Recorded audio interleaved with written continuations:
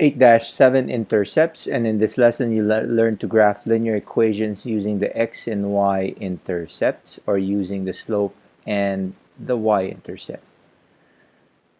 Why is it important? Because intercepts can be used to determine the cost of any taxi ride. Let's take a look at this example in sports. On your mark, get set, go. Sports analysts have found that the world record for the 10,000-meter run has been decreasing steadily since 1940. The trend can be described by the equation y equals 30.18 minus 0.07x, where x is the number of years since 1940 and y is the record time. The graph of the equation is a line that crosses the y-axis at approximately 431 and 0, and crosses the y-axis at 0 and 30.18. And these are the points that they're talking about, 431 and 0, right there, and 0 and 30.18. That's where it crosses the y and the x-axis. The points where the graph crosses the axes are called intercepts. And this is what we're going to learn right now. So learning the concept, the graph of a linear function may cross either axis, either the x-axis or the y-axis, or both axes. So the point that crosses the y-axis is called the y-intercept, and the point that crosses the x-axis is called the x-intercept. So again, the x-intercept is the x-coordinate of the point where the graph crosses the x-axis.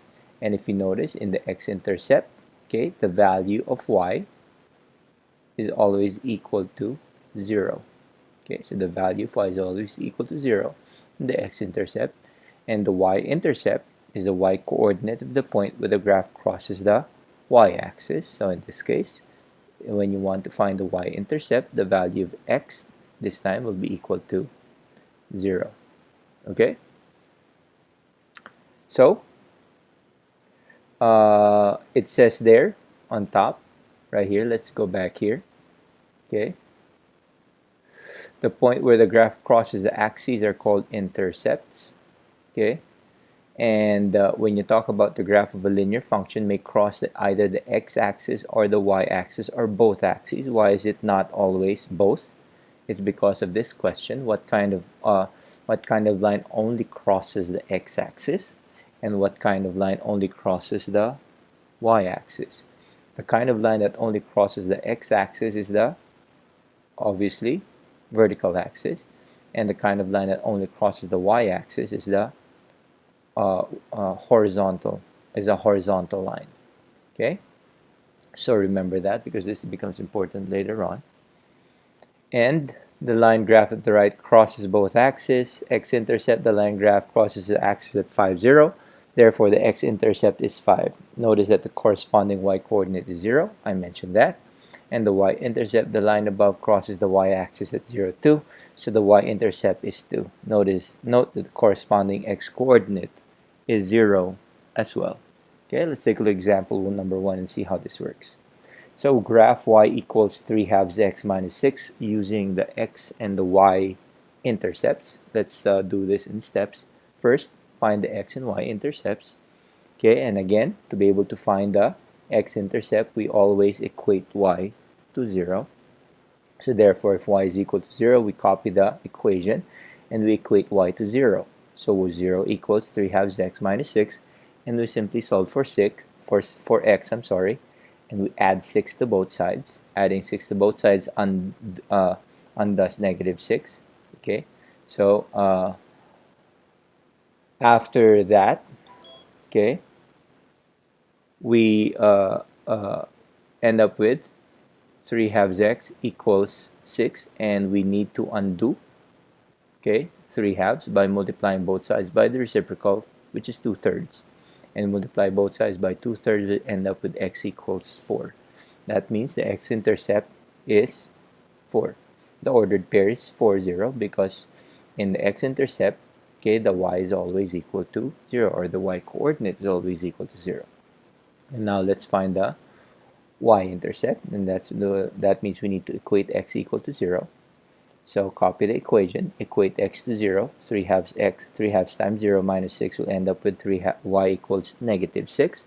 So our y-intercept is negative 6. Our ordered pair is 0 and negative 6. So next, step number 2. Okay, let's graph the intercepts and draw a line that that contains them. So you have x-intercept is 4. Okay, x-intercept is 4. So that's your x-intercept. And your y-intercept is negative 6. And this is your y-intercept right here. Okay. And after that, after you graph the intercepts and then we draw a line that contains them, this is what you get. Okay. And step number 3, check by choosing some other point on that line and determine whether its ordered pair is a solution of y equals 3 halves x minus 6. Let's try 2, 3. And if you notice, 2, 3 is this one. 2, 3, which is also in that line, 2, 3. 2, negative 3, I'm sorry, will be here, right there. Okay? So if you try 2, negative 3 and see if that works, where 2 is x, negative 3 is y, we substitute that. Negative 3, is it equal to 3 halves times 2 minus 6? The answer would be yes. And that means, okay, our line is correct, okay, and we've graphed it properly. Okay, so in example 1, you may have noticed that the y-intercept for the equation was easy to find. So is there a quick way to find the slope? So we can use intercepts to find the slope. Again, let's go back to our slope. Okay, again, we are using the formula for slope, okay, which I gave you in the last lesson, which is y sub 2 minus y sub 1 all over x sub 2 minus x sub 1. Okay, so we use that formula for slope, okay,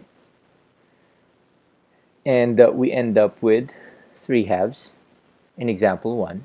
So going back to example 1, let's go back there to example 1. Right there. Okay, and come back here. And look at that one right here.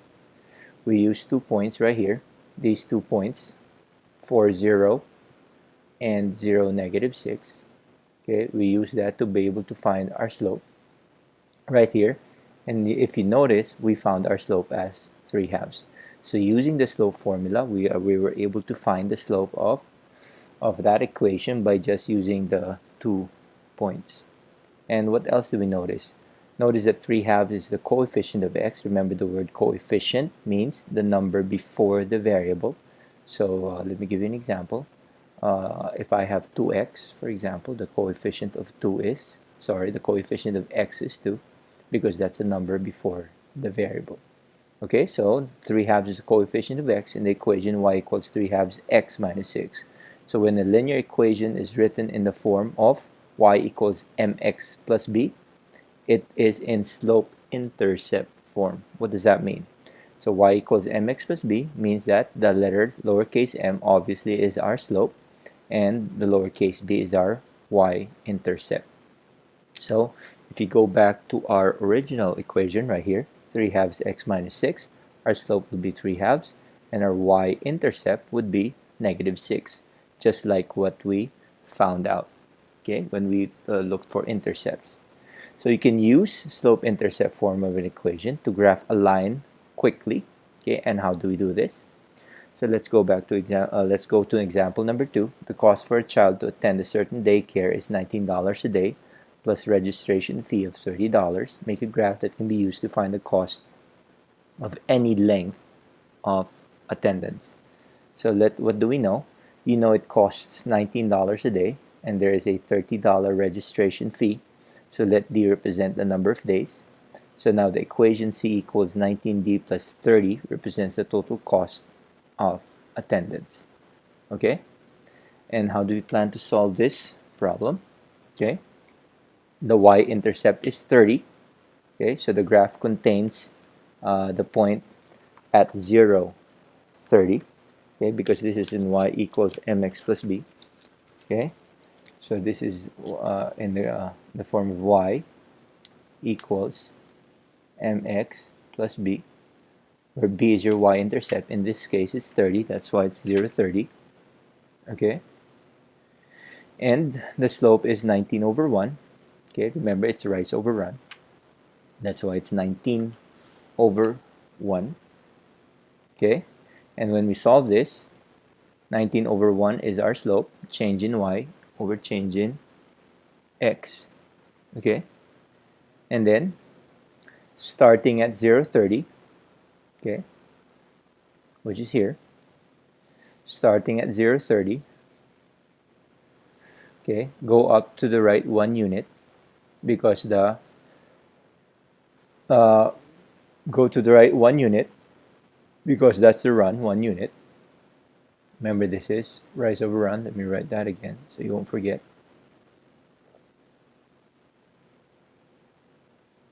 Our run will be 1 unit right here. Okay, and well, let's use a point right here, 1 unit, and up 19 units. Okay, so if we go up 19 units, well, that's 2. If we go 19 units, end up with, counting that up, you'll end up with 30. Then draw a line that contains 0, 30 right here.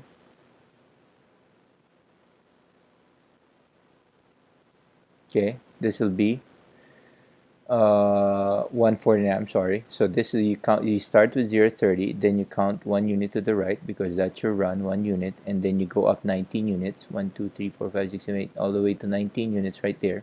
You'll end up with a point that is 1 and 49.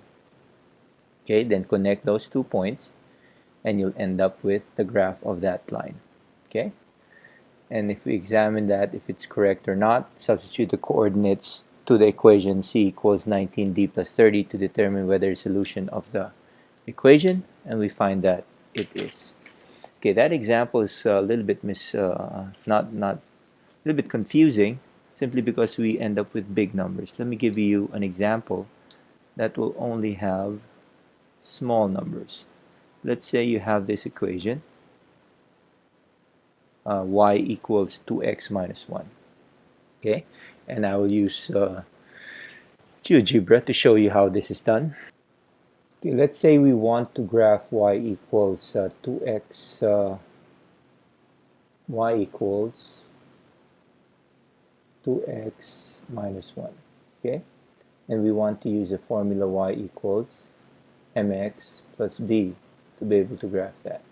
Okay, the last example was a little bit confusing because it dealt with big numbers, and this time we're going to deal with smaller numbers. Okay, so in y equals mx plus b, okay, our slope would be, our lowercase m in this case would be 2, or 2 over 1, because we're writing it in rise over run form, change in y all over change in x, and our y-intercept, or lowercase b, would be negative 1.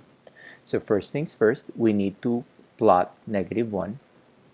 Okay, so our y-intercept, first thing we need to do to be able to graph this using y equals mx plus b is to graph our y-intercept, which is negative 1 right here. So we graph negative 1, put a point on negative 1 right there. Get that thing right there, negative 1. That's our point, negative 1. And then since our slope is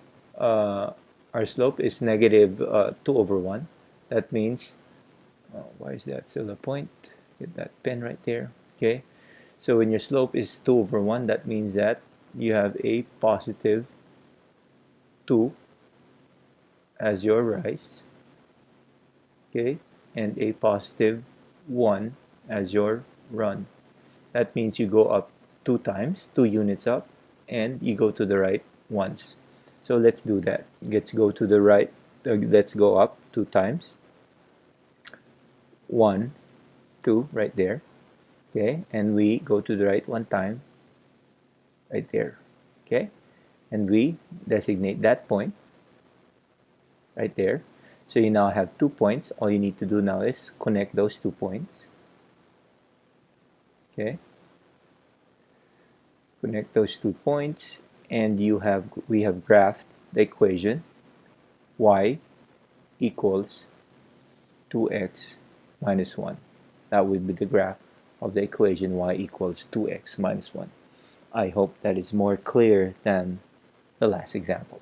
And that's how you graph, okay, using slope-intercept form, or in the form of y equals mx plus b. All right? And the secret word for this lesson would be New Orleans. Secret word would be New Orleans. Okay?